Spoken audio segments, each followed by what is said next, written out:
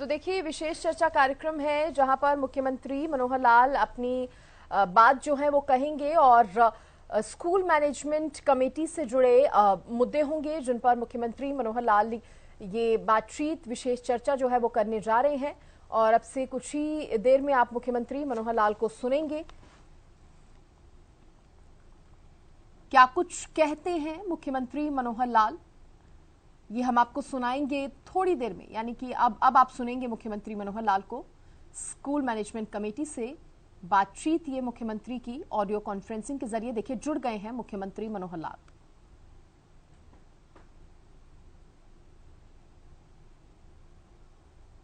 जैसा हर शनिवार को हम लोग किसी न किसी विषय पर चर्चा करते हैं, आज एक विशेष चर्चा आप लोगों से मैं करने जा रहा हूं और वो विशेष इस मायने में है कि समाज में परिवार अपने बच्चों की देखरेख करने के लिए हमेशा हर संभव प्रयत्न करता है और उनकी संभाल शिक्षा के नाते करना ये हमारे स्कूल के अध्यापक, माता-पिता, अन्य अभिभावक उन सबकी जिम्मेदारी होती है। स्कूल अपना काम करते हैं, स्कूलों में, विद्यालयों में हमारे विद्यार्थी पढ़ने के लिए हम भेजते हैं, दाखिला लेते हैं, लेकिन केवल मात्र अध्यापकों की पढ़ाई तक ये विषय सीमित नहीं रहता। उन बच्चों की उचित देखभाल करने के लिए अन्य व्यवस्थाएं भी करनी होती हैं। हमारे यहाँ हरियाणा में जैसा आपको पता है कि लगभग 6 वर्ष से 18 वर्ष तक के 47-48 लाख बच्चे ये स्कूलों में पढ़ते हैं। 20 से 22 लाख प्राइवेट स्कूलों में हैं, इतने ही लगभग सरकारी स्कूलों में हैं। एक 3 से 4 लाख बच्चे ऐसे भी हैं जो शायद कुछ अनरिकॉग्नाइज्ड स्कूल हैं उनमें पढ़ते हैं, अथवा गुरुकुलों में, मदरसों में ऐसी कुछ व्यवस्थाओं में हैं जिनके बारे में ठीक से हमारे पास रजिस्ट्रेशन भी शायद नहीं है। और कुछ बच्चे ऐसे भी होते हैं जो अपनी पढ़ाई बीच में छोड़ देते हैं, जिनको ड्रॉप आउट कहते हैं। आखिर हमारी चिंता 6 से 18 साल तक के इन सब बच्चों की स्कूल शिक्षा विभाग की ओर से हमने उनके जिम्मे लगाया है कि एक एक परिवार में जाकर के इन बच्चों की वो जानकारी लें और लेकर के हर बच्चे की पढ़ाई, अच्छी व्यवस्था ये सुनिश्चित करें।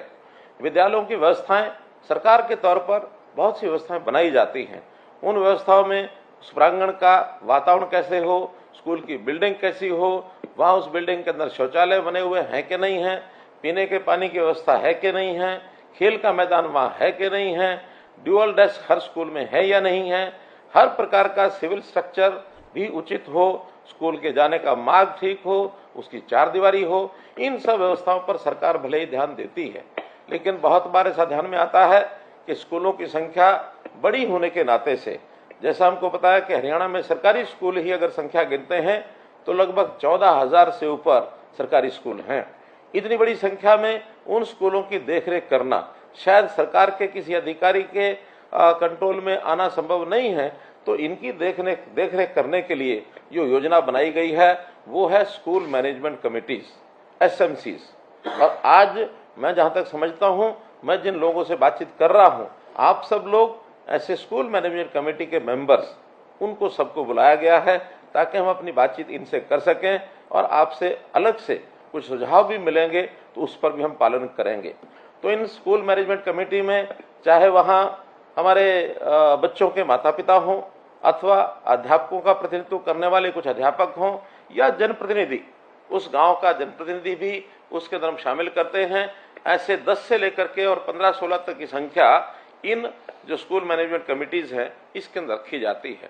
इसकी नियमित हम लोग बैठकें करते हैं और नियमित बैठकें करने के बाद वहाँ की व्यवस्थाओं के संभाल करने के लिए हमारी अपेक्षा है कि स्कूल मैनेजमेंट कमिटीज ये जो है प्रमुख रूप से जो काम करने की बात आती है, उन विद्यालयों की सब गतिविधियां उनका वो ध्यान रखें।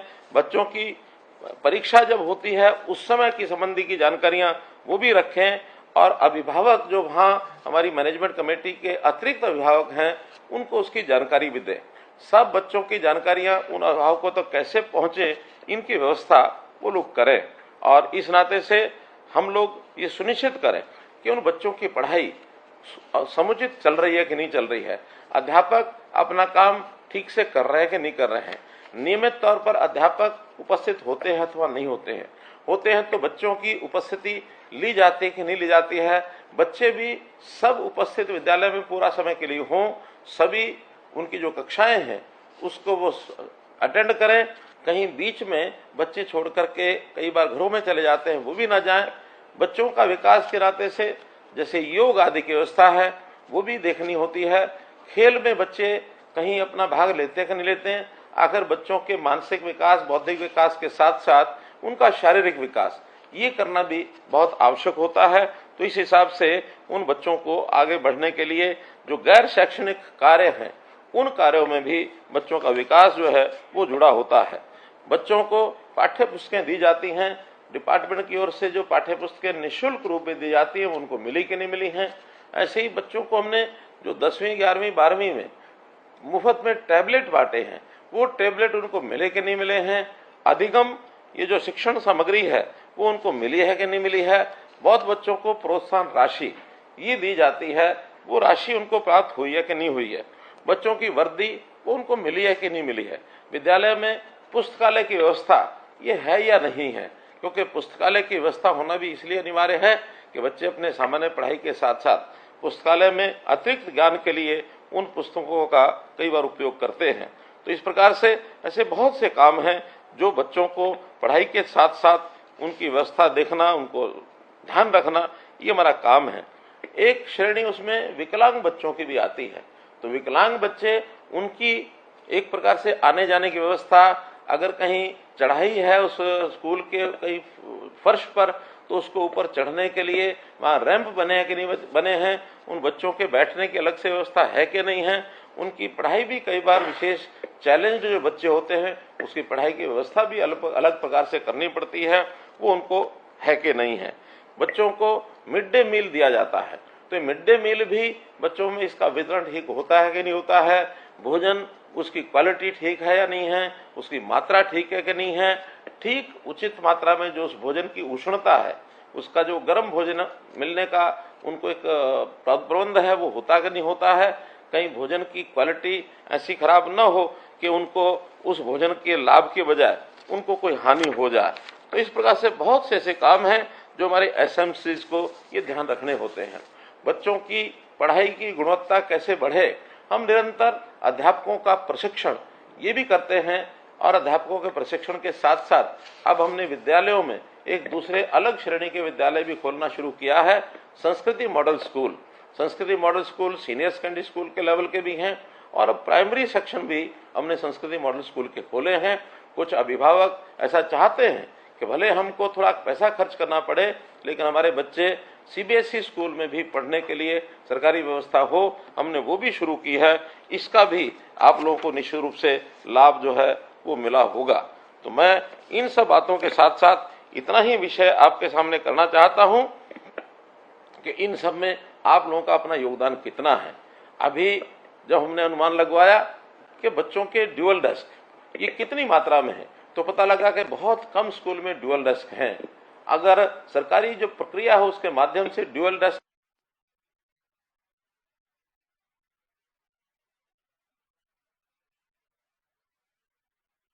देखभाल करना जरूरी है, मुख्यमंत्री ने कहा। और देखिए, क्योंकि आज की जो ऑडियो कॉन्फ्रेंस है वो स्कूल मैनेजमेंट कमेटी के साथ है, तो इसीलिए स्कूलों पर बातचीत करते हुए मुख्यमंत्री मनोहर लाल को आप सुन रहे हैं, ये विशेष चर्चा कार्यक्रम उनका, और उन्होंने इस बच्चों की सेफ्टी पर यहां पर अपनी बात रखी। बच्चों की सुरक्षा स्कूलों में बेहद जरूरी है। मुख्यमंत्री कई बार तो बहुत सी शंकाएं उसमें हो जाती हैं, कीमत भी ठीक से उसकी पता नहीं लगती है, तो हमने एक निर्णय लिया, बहुत सोच समझ के निर्णय लिया कि हम कुछ खर्च एसएमसीज के हवाले करें ताकि वो वहां पर अपने ड्यूअल डेस्क की व्यवस्था या निर्माण कार्यों में छोटी मोटी आवश्यकता है, कहीं शौचालय की कमी है, कहीं पीने पानी की कमी है, कहीं सड़क का मार्ग ठीक नहीं है, कहीं चारद्वारी ठीक नहीं है, कहीं विद्यालय के सौंदर्यीकरण में कोई आवश्यकता है, कहीं छोटी बड़ी मुरम्मत है, ऐसे सब कामों के लिए एसएमसी को ही हमने अधिकृत किया और 25 लाख रुपए की राशि हर स्कूल के लिए उसकी एक सीमा भी निर्धारित की कि उस 25 लाख रुपए तक, 25 लाख रुपए फिक्स नहीं है, उसके अंदर अंदर कम करना है, वो कम में होता तो कम में करें, मैक्सिमम 25 लाख रुपए तक आप अपने आप खर्च करने की व्यवस्था कर सकते हैं। उसके लिए उसके लिए आप लोग कोटेशंस लेकर के भी काम कर सकते हैं।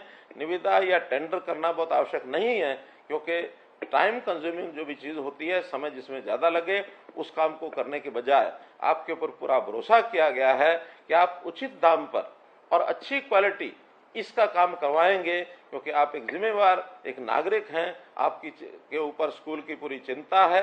आप स्कूल की मैनेजमेंट के नाते से, बच्चे आपके हैं, गांव आपका है, शहर आपका है, अध्यापक आप स्वयं हैं, तो ऐसी जिम्मेवारी शायद चंडीगढ़ में बैठा हुआ व्यक्ति महसूस न करे, लेकिन एसएमसी का हर सदस्य अपने विद्यालय के लिए इन कामों की जिम्मेवारी हमसे ज्यादा समझेगा। इस भाव को ध्यान में रखते हुए हमने आपको पूरी जिम्मेवारी दी है। और अनुभव भी आया है कि जो काम शायद सरकारी व्यवस्था से किया जाता और उस काम को आपके माध्यम से जो करवाया गया है, ऑन एवरेज 5 से 7 लाख रुपए का खर्च कम आया है। अर्थात 25 लाख में 7 लाख का मतलब है 25 से 30% का पैसा बचा भी है। इसके लिए मैं आपका बहुत बहुत धन्यवाद भी करता हूं, आपकी सराहना भी करता हूं।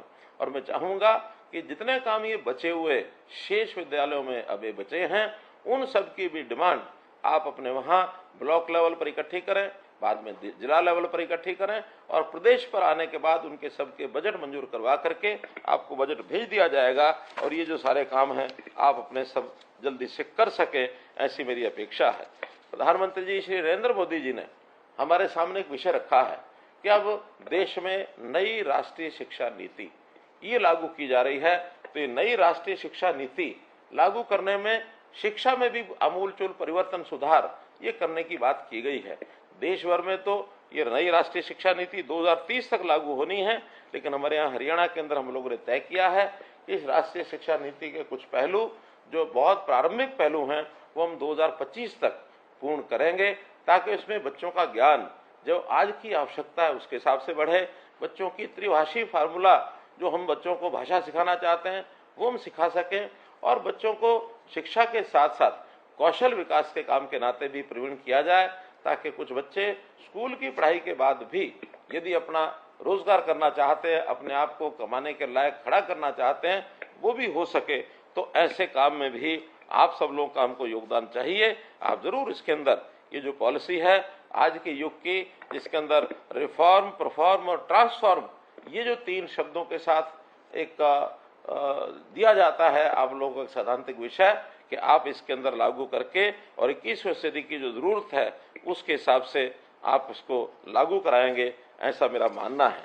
मैं ये भी मानता हूं कि हमको कुछ व्यवस्थाएं नई खड़ी करनी पड़ेंगी, ताकि बच्चों की शिक्षा का, बच्चों की उपस्थिति का, बच्चों के अध्यापक पूरी संख्या हुई कि नहीं हुई, जिस स्कूल में बच्चे कम हैं, अध्यापक ज्यादा हैं, वहां को भी हम ठीक कर सके।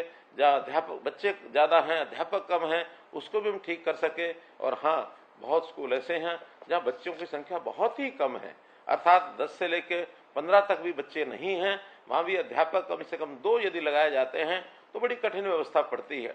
ऐसा एक जिसको कहना चाहिए कि एक समान वितरण जो है अध्यापकों का भी ठीक हो सके, इसके ऊपर पूरा हम ध्यान रखे हुए हैं।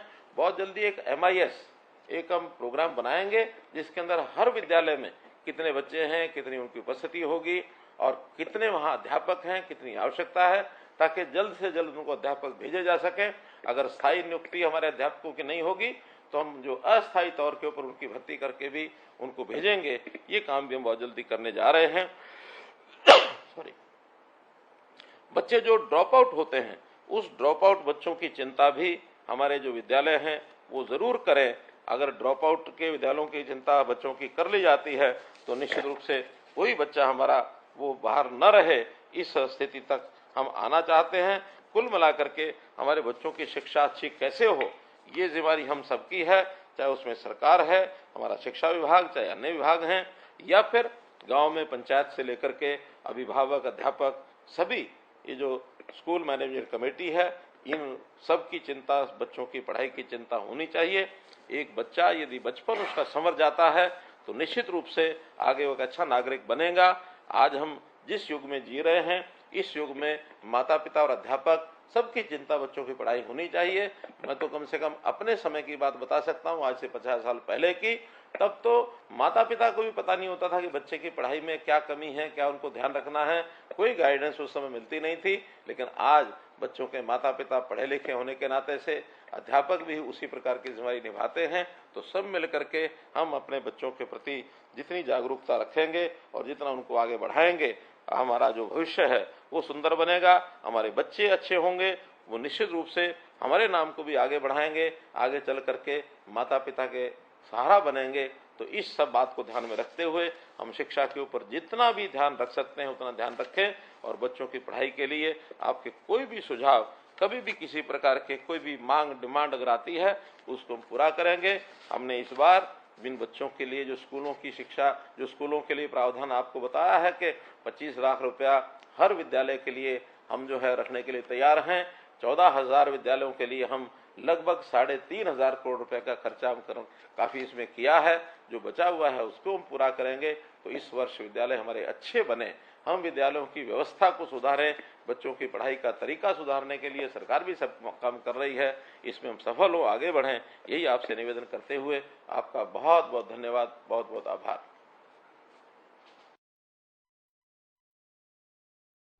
सीएम मनोहर लाल का विशेष चर्चा कार्यक्रम आप सुन रहे थे। बड़ी जानकारी आपको दे दे क्या कुछ बड़ी बातें मुख्यमंत्री मनोहर लाल ने अपने कार्यक्रम में कही। स्कूल मैनेजमेंट कमेटी के साथ ये चर्चा कार्यक्रम था। सीएम ने कहा कि छात्रों की देखभाल के लिए व्यवस्थाएं होंगी, स्कूलों में बच्चों की देखभाल करना जरूरी है। क्या बदलाव होने चाहिए स्कूलों में, इसके बारे में बात रखते हुए मुख्यमंत्री, स्कूलों का इंफ्रास्ट्रक्चर भी सही होना चाहिए, अच्छा होना चाहिए, बच्चों की पढ़ाई को लेकर हमें ध्यान देना बहुत जरूरी है, मुख्यमंत्री मनोहर लाल ने कहा। 14,000 से ज्यादा हरियाणा में सरकारी स्कूल हैं, सीएम ने कहा। इसके साथ ही उन्होंने कहा कि मैनेजमेंट कमेटी स्कूलों का ध्यान रखे। 14,000 से ज्यादा सरकारी स्कूल, बच्चों को किताबें मुफ्त में दी जाती हैं, स्कूल की देखरेख के लिए कमेटी बनाई है। मुख्यमंत्री मनोहर लाल ने ये तमाम बातें कही। उन्होंने कहा कुछ बच्चे बीच में ही पढ़ाई छोड़ रहे हैं, इन पर विशेष ध्यान देना बेहद जरूरी है। बच्चों को मिड डे मील दिया जाता है, इसका भी खास ख्याल होना चाहिए, क्योंकि स्कूल मैनेजमेंट कमेटी के साथ ये चर्चा थी मुख्यमंत्री मनोहर लाल की, तो उन्होंने बच्चों पर, छात्रों पर विशेष फोकस करते हुए कई जरूरी बातें कही। सबसे पहले उन्होंने ये भी कहा कि स्कूल का इंफ्रास्ट्रक्चर अच्छा होना बहुत जरूरी है, क्योंकि बच्चे जहां पर अपने दिन के 4 से 5 घंटे बल्कि उससे ज्यादा ही बिताते हैं, जहां बच्चे पढ़ने के लिए आते हैं, वहां का इंफ्रास्ट्रक्चर जो है वो अच्छा होना चाहिए। साथ ही बच्चों की सेफ्टी का ध्यान रखना बेहद जरूरी है। बच्चे स्कूलों के अंदर सुरक्षित हो, इसका ध्यान भी रखना चाहिए, ये सुनिश्चित करे कमेटी। इसके साथ ही उन्होंने कहा जो बच्चे बीच में ही पढ़ाई छोड़ रहे हैं, ड्रॉप आउट कर रहे हैं स्कूल से, उसके पीछे वजह क्या है, उस पर ध्यान दिया जाना चाहिए, साथ ही उस पर काम होना चाहिए। मुख्यमंत्री मनोहर लाल ने अपनी चर्चा के दौरान ये तमाम बातें कही। स्कूल मैनेजमेंट कमेटी के साथ ये मुख्यमंत्री मनोहर लाल की चर्चा, जहां पर देश का भविष्य यानी कि बच्चे, छात्र, उनके बारे में बात करते हुए सीएम को आप सुन रहे थे। अब खबर तो